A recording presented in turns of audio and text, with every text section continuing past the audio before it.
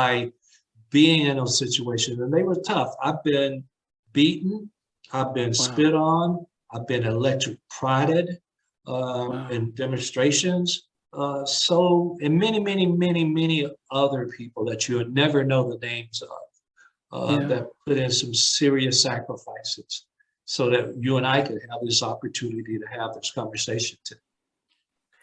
Yeah, as I said, many of us would not understand it. And I think the one thing I realized when I moved to the States is that some of the kids that I went to college with, they had the stories of their parents and their grandparents still fresh.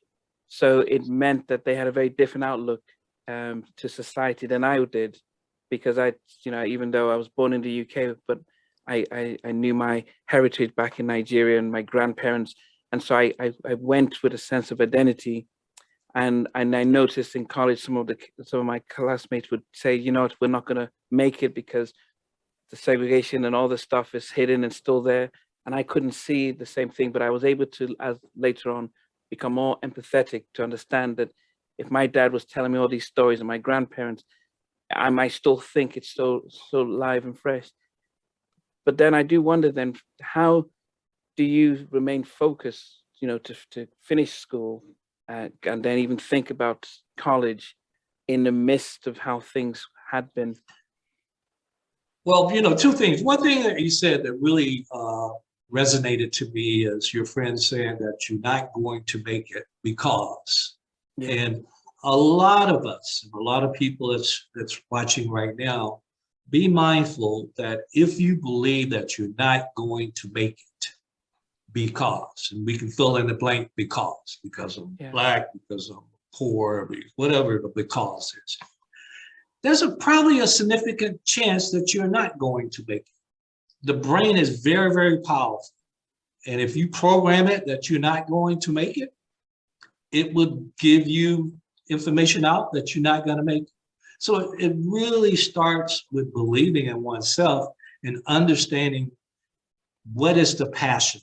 That's the key word for me, that fuels us, that allows us to have those work ethics because we love what we're doing in a very strong, powerful way. So it's finding out that passion.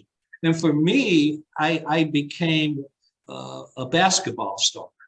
And so, when I was at junior high school, with 6 Black kids, and it was about 1,000 white kids, and the basketball coach, because I was tall, and Black, just assumed he can play basketball. Well, I couldn't play basketball. I was the kid, Nnamdi, that was the last picked on the team always. I was not coordinated. I was so skinny. I was so skinny. And so I was the last to make the team. But I continued to work at it.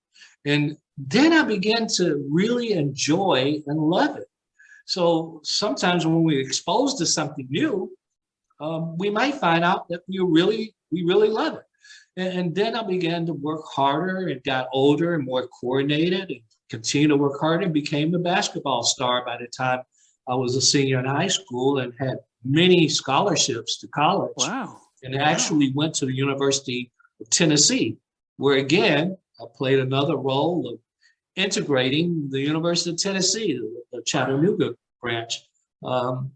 So that's how I got to college, was having these scholarships. My parents were poor. They would not have had the finances to pay for me to go to college, but I was fortunate to have many opportunities to go to college and took advantage of that.